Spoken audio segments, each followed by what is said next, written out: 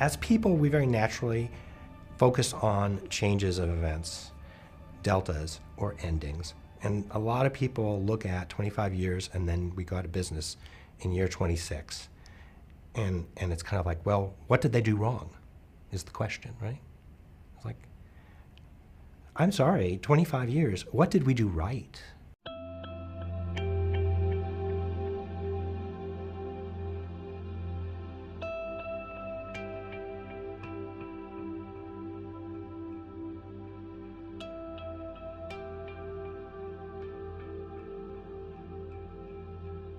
What do I love about Rhythm and Hues? Mostly the people. It's not corporate, it's very familial. We moved into our first house, my husband and I, because my husband worked here too. John Hughes was one of the people who helped us move our stuff. I think our first contract was actually a film logo, so that was back in 1987. The computers weren't all that fast. And then there was no way of outputting it, so we had to shoot it to film. We were just trying to get something, anything to keep us employed and being able to pay each other and make computer graphics. I think the majority of the unifying factor was that we saw character animation as kind of a long-term future.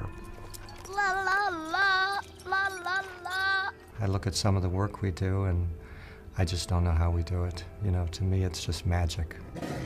The work that goes into the Tiger or some of the other things we do, it's beyond belief. As an animator, I just like the creativity of it. I can take a blank slate and create a performance out of nothing.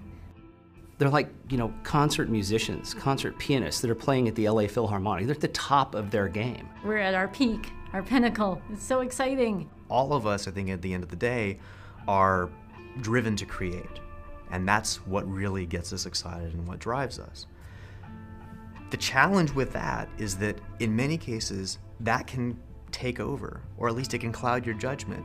You're going to put in extra hours because you want to go the extra mile, and you're going to try to push things as far as you can as an artist, even if the project and the money for that project do not require or facilitate that happening.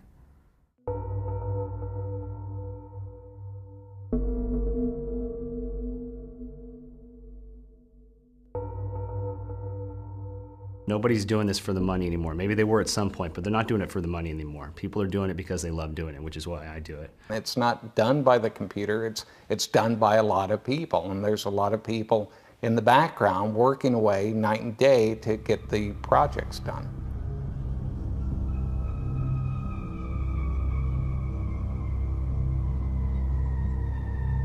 We as visual effects artists and as visual effects companies do not participate in the profit of any of those films. The visual effects business is a broken business model right now. The only people who thrive in this industry, in the movie industry, seem to be folks who have profit participation. At the beginning of 2012, we knew that we had to raise money. I made 4 trips to China. I visited Taiwan a couple times, Hong Kong a couple times. We hired an investment banker. You hear little rumors, you hear things in the hallways, little whispers. Have you heard this? Have you heard that? It just gets your mind reeling, like all the hypotheticals of what could be going on, but you don't know. 20 months of delays at between 1.2 to 1.6 million per month. That's anywhere from $24 to $30 million of additional costs that we had to take on. Other projects were supposed to take the people onto that project, and that project got delayed, and all these projects getting delayed puts you in a really, really bad situation. I was prepared to sell my shares of stock for $1 if somebody would invest the $15 to $20 million that we needed. And then we had investors standing by who fell out at the last second. We even had wire transfer information, bank account information. Here, give us the bank account. We'll submit, wire you this money by Monday morning. And over the weekend, we're like, okay, great, this is good. We're going to get the money in because everything's been signed. And come Monday, the money just didn't show up. And then we went bankrupt.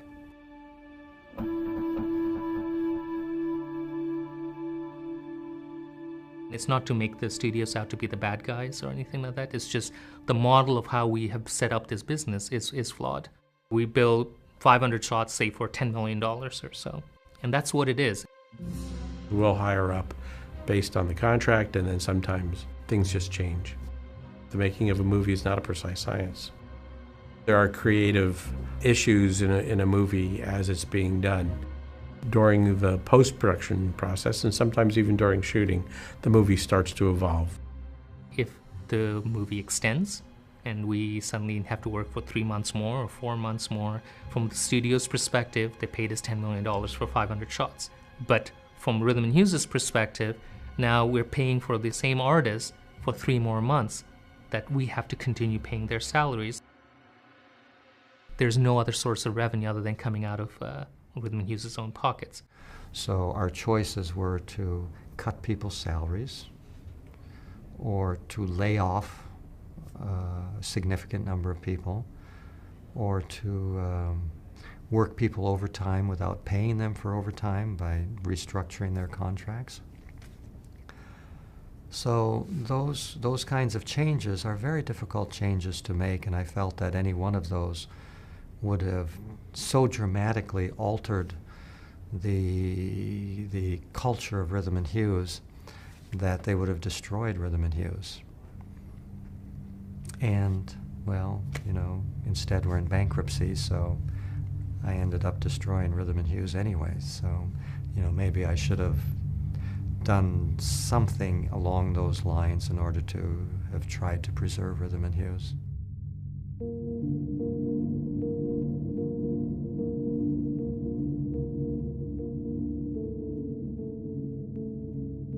We've had to chase a price point that's been dropping very rapidly.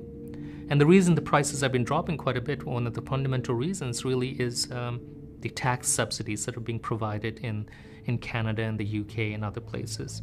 If a studio decides there's a $10 million project that they want to take over to, say, Vancouver and award it to a Canadian company, the Canadian company will bid it at $10 million, but the studio gets, say, $3 million back as a tax rebate.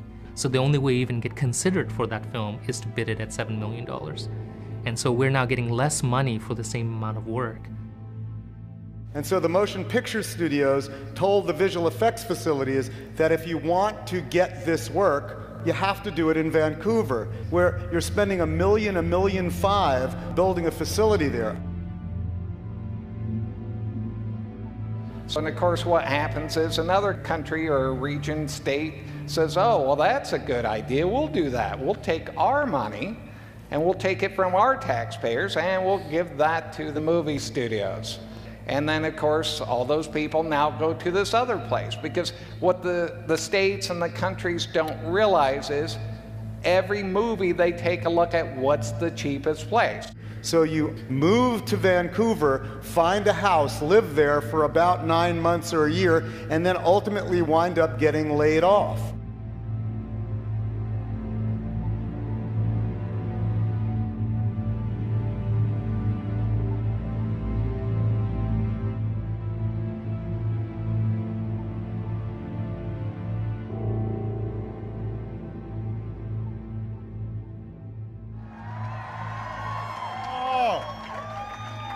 It is good to be in LA.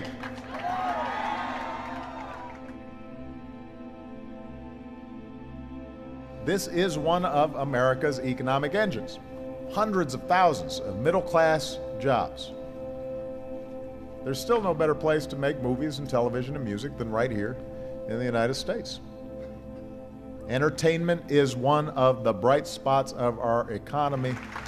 And that means that we've got to do what it takes to make sure that this industry and every great American industry keeps that competitive edge so that more folks can find career paths like many of you have and get good middle-class jobs that allow you to support a family and get ahead.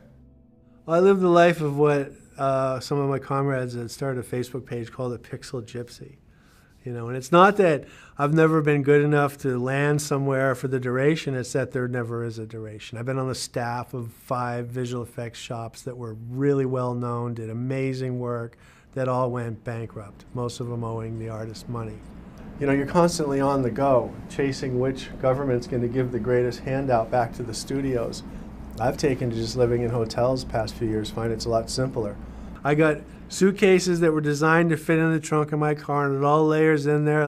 Yay, VFX. I got a king-size bed, I got a jacuzzi in my room. I have those little soaps that make me feel like I'm on vacation every day, and I love using those little soaps. I love the way they feel when you open them up. Rhythm and Hues was like a new girl in my life. I fell in love again, you know what I mean? Then on a Friday meeting, I had my heart broken, just like I have a million times.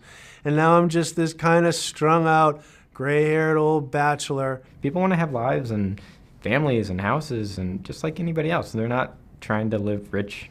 They're just trying to live their lives. And you can't do that when you have to live in a different city every 6 months, because you're as the studios chase the tax incentives, a group of artists have to follow. I don't think the studios want visual effects companies to go out of business, because they have a lot of work that needs to be done, and they want us to be healthy. However, they, like any other person that has a job, they're given a budget, they're given a movie, and that you have to do this work for this amount of money. Remember, this is a fixed bid. You absolutely cannot charge us more than the fixed bid. You said there were some changes to the boards. What VFX are involved? The additional shot has beautiful running footage of a car driving across the salt flats. The car then turns into water and morphs into 7 unique animals, all made of water. But one is made of fire. That may be a little more than we bargained for. This is a fixed bid. A fixed bid would be you bid the work, and then no matter what the work is, that's the price that you get. Filmmaking nowadays is very much a fluid situation. The shots change dramatically. You know, easily half of the shots that we bid could disappear and be replaced by other shots. You know, this is the filmmaking process, and it's really difficult to go in and know exactly what you want. Most construction that you see, most houses, skyscrapers, airports, they're built on a fixed bid, which makes sense because there's a blueprint where everything is laid out down to like every screw, every I-beam, every piece of glass. People always compare it with building a house. You know, if you go to an architect, you want to make the changes. Well, if you agree to a plan and you lay the foundation to your house, it's going to cost you to rebuild that house. In visual effects, it doesn't work that way because we're not paid by the hour that we work. We get paid by the completed project. If shots change, if they are lengthened, if they're shortened, if you add characters, you can ask for an overage. But unless we can prove to the studio that there were additional shots or that there was in fact a very clear change of direction on the part of the director, you know, we just don't get much in the way of overages. Now we've got this fixed price, you know, this fixed price bidding model where there's a fixed price, and the director just doesn't even have to really be there because the visual effects artist can just do it over.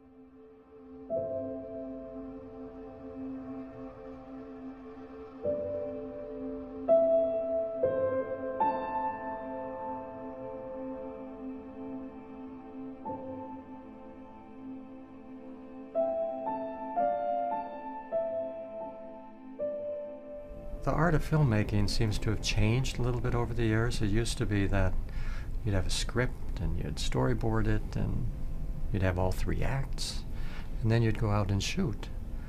But nowadays they often start shooting without really knowing what Act 3 is going to be, and you know, it's really hard to have a fixed bid and a fixed deadline when the studio and the director haven't even agreed on Act 3 yet. It's like getting in the car to drive somewhere and you don't know where you're going. You're like, well, do you have enough gas? Well, I don't know. I'm just driving.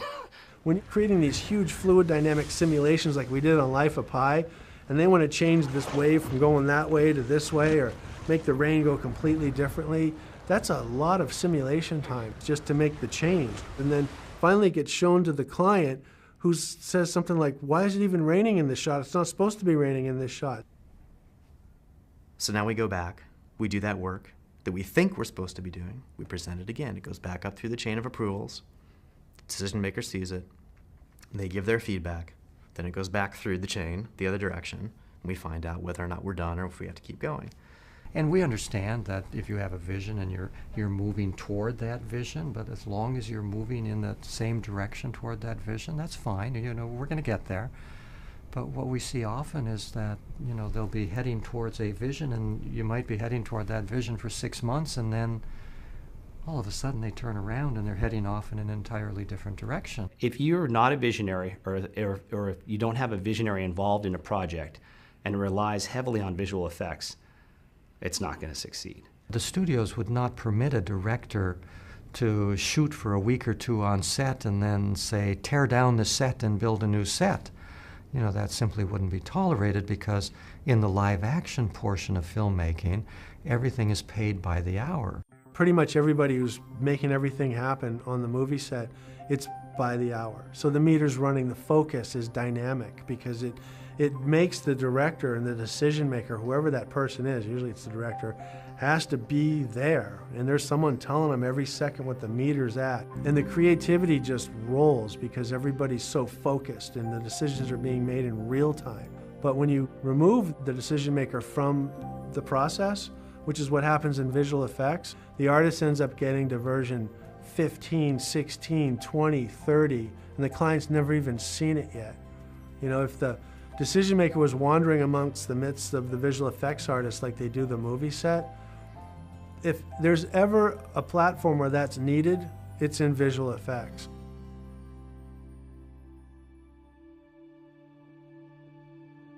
It was a Friday that they told us that our paychecks were going to be delayed. John announces to everyone that we're going to be late on payroll. Been here long enough to know that that was the last thing John would ever want to do. And that's really when it hit home that you knew how bad it was. It was like a perfect storm of crap happening all at the same time. We've come close to hitting a wall in the past, but I think we've come close enough times that there was this sense of things will be okay. And this time was different.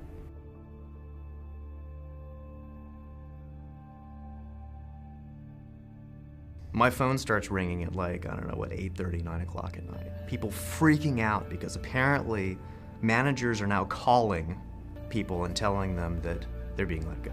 9 p.m., Sunday night, all of these posts. Facebook has probably the best information about what's going on. Just going down the news feed. You've got people being let go at every single level up the chain, you know, from like custodial staff all the way up to, you know, high-end visual effects supervisors, people who have been with the company, in some cases for like 17 years. It is completely shock. And then staying up all night, texting, emailing friends, calling friends, not knowing if I'm about to get a phone call. Mentally preparing for that. It's like, it's 9 o'clock, I'm like, how late? Is it going to go until, is it midnight? Do I go to bed at midnight? Do I go to bed at 1 a.m.? Do I stay up until 2? Monday morning, we had our coordinators running around, and what they would do is they would go to people's desks, see if they were there or not. If they were there, then they had to find out if they were supposed to be there, or if they just hadn't found out that they'd been cut. And that was just like a punch in the stomach. Sad to see all the empty seats. Didn't get any work done that day. And the entire time you're going like, well, why that person? Why this person? Why is that person still here? Why is this person gone? That guy was sitting next to me, and he's gone. Why am I still here? For me, this workplace and my job, it's all about my interaction with other people. And my best friends in my whole life I've met here at Rhythm, and people that, you know, I'm very attached to, you know, and so it's very sad. I didn't really expect it to hit me as hard as it did, you know. It's still hard to talk about. I asked him today, I said, John, how are you doing? And he's really, really sad. He's very, very sad that we're in bankruptcy. He's really sad about how many people are going to be affected by this. And I feel sad for that. You know, we run this company for the people, and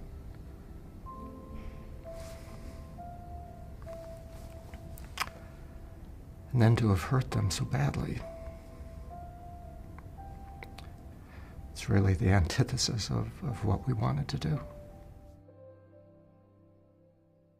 You know, 2012 was a great year for movies. Hollywood shattered box office records with $10.8 billion in domestic sales, In fact, studio accountants have never had to work harder to prove nothing made a profit. Life of Pi is the most rewarding experience I've had since I started working in visual effects. Now, this is going to be a big night for some of you people because, as we all know, winning an Oscar guarantees a long, successful career in the industry.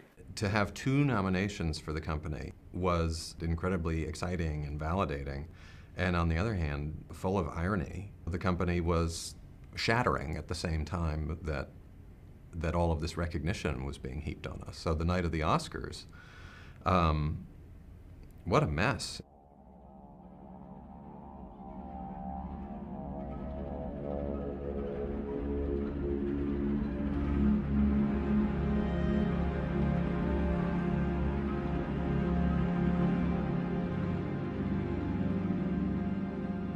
This has been a very dramatic juxtaposition of being up for 2 Oscars and declaring bankruptcy at the same time. And the Oscar goes to Life of Pi.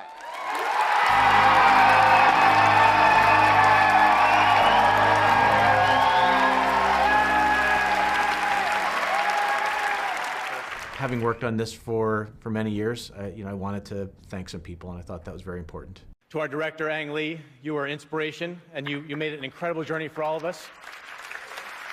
Everybody had this little bubble of, hey, look at this, we did it. And then this odd slap in the face. 45 seconds in, I started seeing the red flashing light in the back saying, you gotta wrap it up. And then when they started playing that stupid Jaws theme, it was just insulting enough. I mean, in any other year, that might have been actually kind of funny. To my children, Christopher, Thomas, Alexander, and Samantha, thank you for inspiring me every day. To my mom and dad, thank you for telling me I could do any crazy career choice I wanted. Finally, I want to thank all the artists who worked on this film for over a year, including Rhythm and Hughes. Sadly, Rhythm and Hughes is suffering severe financial difficulties right now. I urge you all to remember. Bill gets, like, completely jawsed off stage. It was emblematic of something that is wrong with this industry. I don't know how they felt about the protests going on. Maybe they didn't want anything to be said about that. I really don't know what was at play. If I can get the phrase being sharked into the cultural lexicon, I think that whole experience would have been worth it.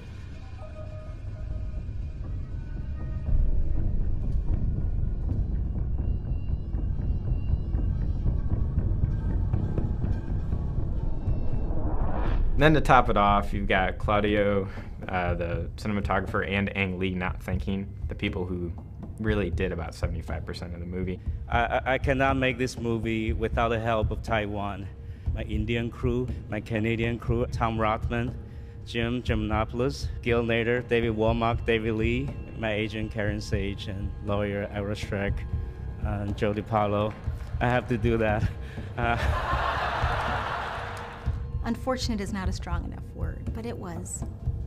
However, look at what it did. It galvanized an entire industry. Ironically, I think the fact that Mike got cut off has done better to get the message out to the public than had I actually said it on the stage that night. It gelled the entire VFX community into being horrifically pissed off at how they were being treated.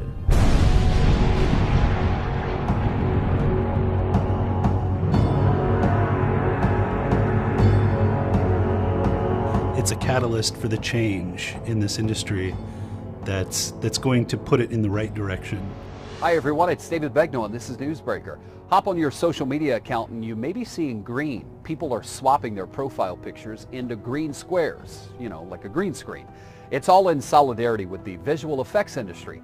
Teague Christie tweets, if you see a bunch of VFX artists with green icons on Twitter and Facebook, we're just showing folks what movies look like without us. We've got some fantastic conversation happening. You've got people who are getting little green screen pins to wear, showing that they at least support the idea of having these discussions, even if we don't necessarily at this point have a clear vision of what the answer is. A lot of articles come out that sort of try to go through it and figure out, okay, what went wrong with Rhythm and Hughes? Rhythm and Hughes had everything going for it. They knew what they were doing. They had international facilities. They were making use of tax incentives. They won an Oscar. What the hell happened?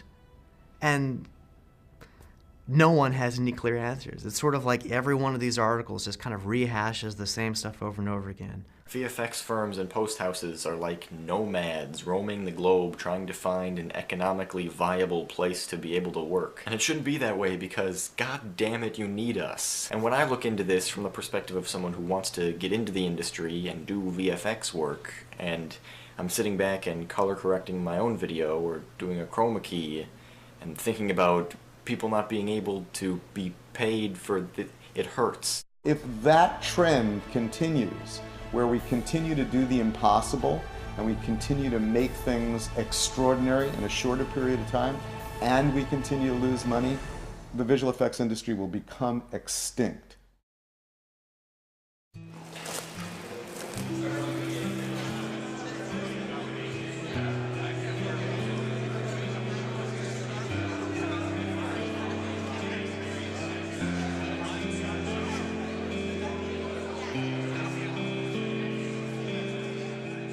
Every day, things change in this business.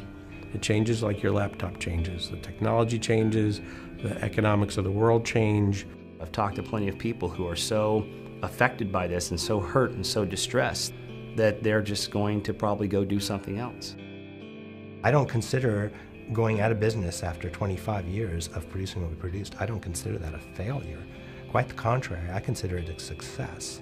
And I think that people need to have a little more appreciation for how difficult it was to stay in business as long as we did. Visual effects and animation is a business. It's show business. And artist or whatever it is that your vocation is here, it's still a business.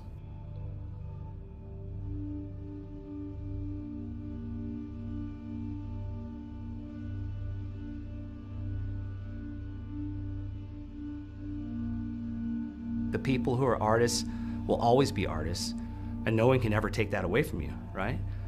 Nobody can ever say, oh, well, we're gonna shut this business down, so you're no longer an artist. No way, I'll always be an artist. You can never take that from me. It's the process. You have to enjoy what you're doing. And I did. You know, I enjoyed it very much.